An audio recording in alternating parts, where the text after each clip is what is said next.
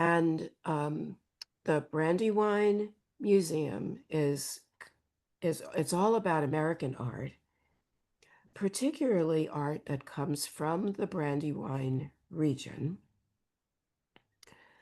and even more particularly, art that was made by three generations of the Wyeth family. Here they are. I put this together for you. So, starting three generations ago, we have N.C. Wyeth, Newell Converse Wyeth.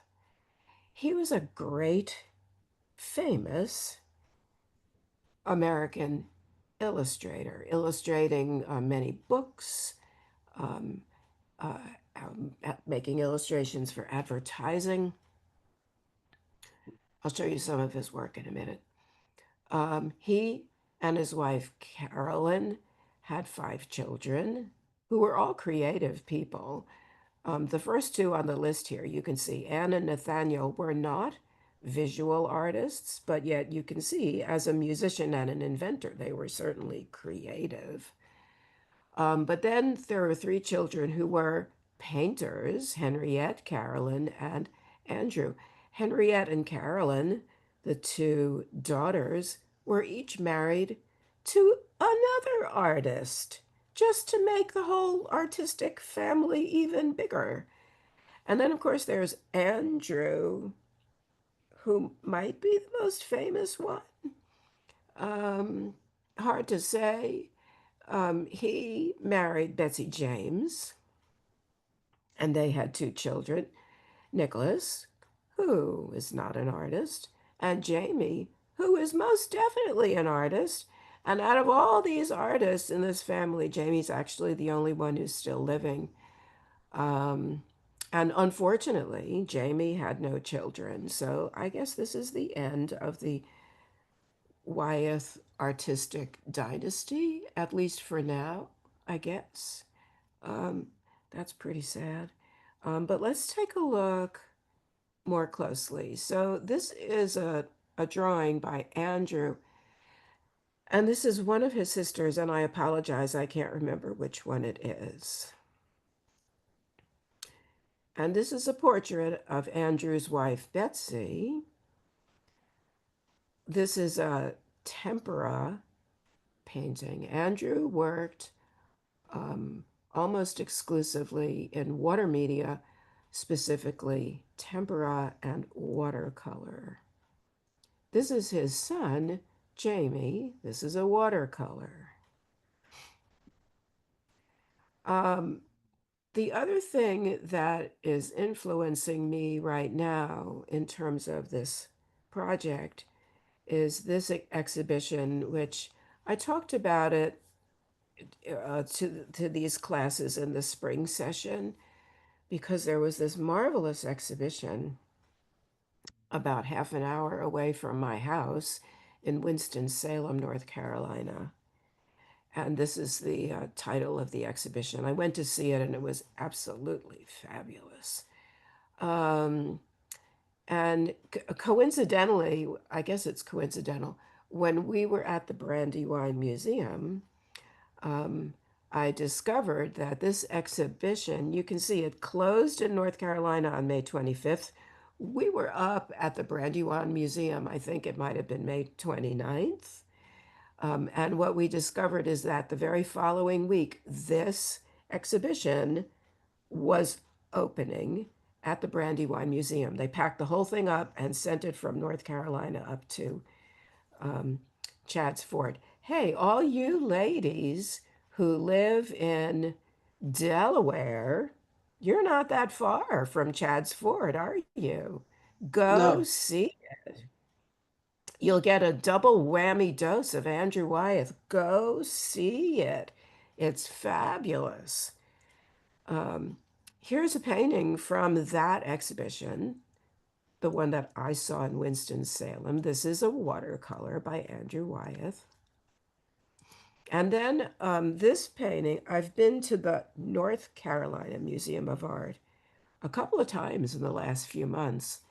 And this painting is owned by the North Carolina Museum of Art. I go and visit it every time I go to the museum. This is also Andrew Wyeth. Um, oh, now I can't remember. I think it's a tempera. I'm trying to zoom in on it, and my computer is not letting me zoom in very far on it. I could probably tell a little bit better. I think it's a tempera, um, but I love this painting, and I see this every time I go there. So it's nice. I can see this in North Carolina. Let's talk about N.C. Wyeth for a minute or two, because I know that when I sent you the email a couple of weeks ago, I mentioned that my demos that I'm starting this week are directly linked to one of N.C. Wyeth's paintings that I saw at the Brandywine. So here's one of his illustrations. He made his illustrations mostly with oil paint, by the way. Here's another one. This one I think is really quite interesting, and here's what it's called: Public Health and Morale. This was made for advertising purposes, but I think it's really interesting to see how different socially we are now than, let's see, it was made in 1943. Does this look like public health in the background with all these factories spewing black smoke into the air? A painting that is meant to evoke public health these days would probably not have a giant spewing factory in the background. I think it's rather ironic. Things certainly have changed. I guess at this point, this black smoke, was meant to evoke progress. Okay. Um, Now, this is one of NCY's paintings that was not created as an illustration. And it was very interesting because the information on the wall next to it described some of his frustration in being viewed as an illustrator, and in some circles back then, and I would venture a guess even today, illustrators are not viewed with the same kind of respect as fine artists. They're doing work for hire. It's a different process. And he had a one man exhibition of his paintings, not his illustrations, and he was really trying to get a little more credibility as an artist, and it was kind of hard for him. Anyhow, I just thought that was very interesting. Mm. And that's what the painting was called. Okay, now here's the painting that got me going on what I'm going to be doing for the next several weeks. And I will be happy to send this painting to you later this morning. I did that yesterday, sent it to all the Monday students. Um, I didn't send it to you 2 weeks ago because I wanted to kind of explore the whole topic with you today. Um, and so this might come as a surprise to you. So let me talk about this painting for a couple of minutes. So this was a painting made as an illustration for the end papers for the book of Treasure Island. And it's an oil painting. Um, Before I go on, I just want you to notice a couple of things about this painting. Do notice the brilliant gold sky. Do notice, please, how this is a photo that I took in the gallery. Okay, my photo, um,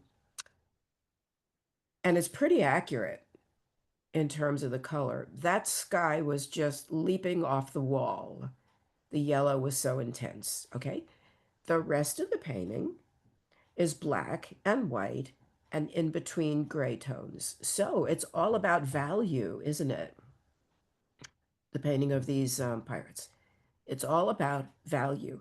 And I would venture a guess that he used three pigments. I honestly don't know how much about the way his working methods, but looking at this, I'm thinking he could have just used black paint, white paint, and yellow paint. Three paints. That's all he needed to make this painting. Okay, so do y'all see that? Okay. Now, we in my house, my family, happen to own a rather old copy of Treasure Island. Here it is. Here's the actual book we own. Um, the copyright page shows a date of 1939. I have no idea when our book was actually printed. Obviously, it would have been sometime after 1939, but how much farther after, I don't know. But it's old. Here's the end paper. Look at the sky, everybody. Did y'all see that? Where's that yellow? Where'd it go? I don't know where it went. It could have faded, although, the book's been closed up for the last 80 years or so, most of the time. So I tend to think that there hasn't been that much fading. But I mean, I have no explanation. Here's the other end paper. So it's in the front and in the back on the end paper. You can see how old the book is here. It's starting to crack, which is really sad. Um, the other thing I want to point out to you is notice that the figures, they don't look black and white, do they? They look like they've been painted with brown and white. So the reason I kind of want to point this all out to you is to say there is a real advantage to going to a museum and seeing the real deal. You go to a museum and you see the actual painting. Boy, oh boy, that can look really different from what you see online or what you see in a book. So anyhow, okay, blah, blah, blah, blah, blah, blah, blah. Okay, so I decided I love this painting by N.C. Wyeth. I love the brilliant yellow sky. I love the way all these pirates they're all sort of stuck together in one big shape. They're all touching or overlapping each other.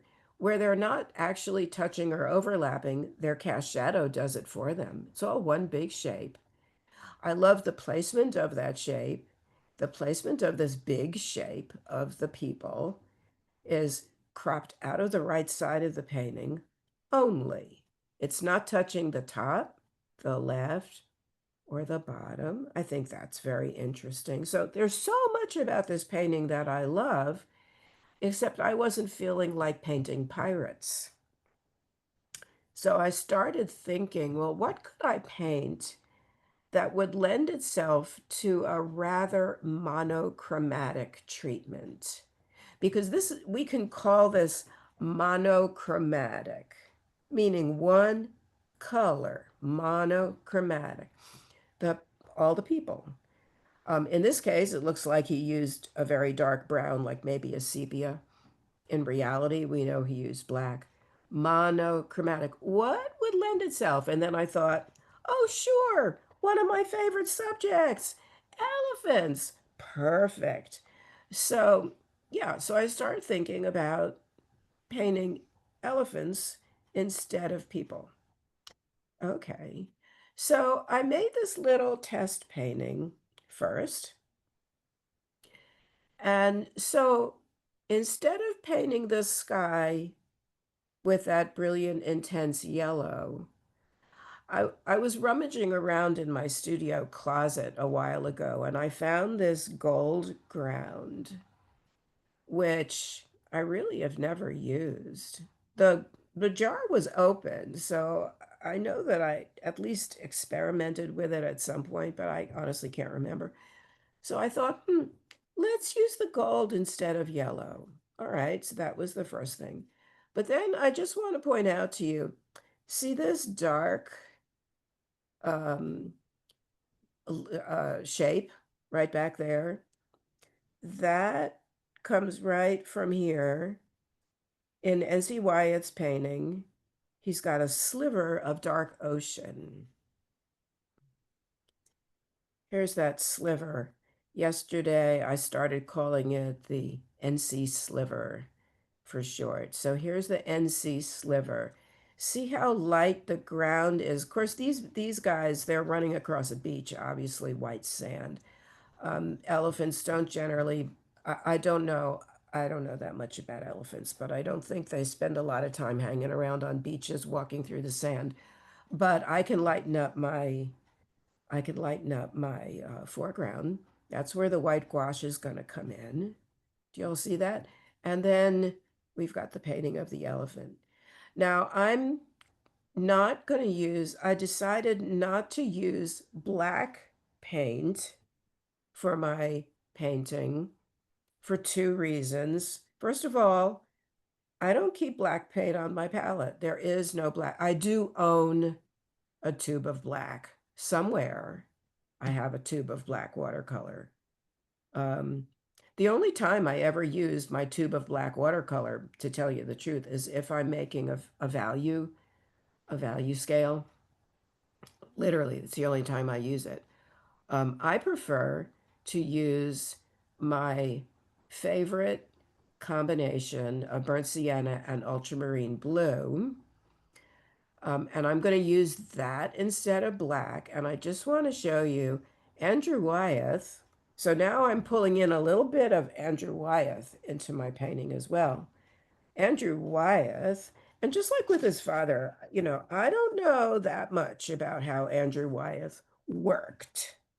But I bet you that he used a heck of a lot of brown and blue. Look at this painting. Do you see brown and blue?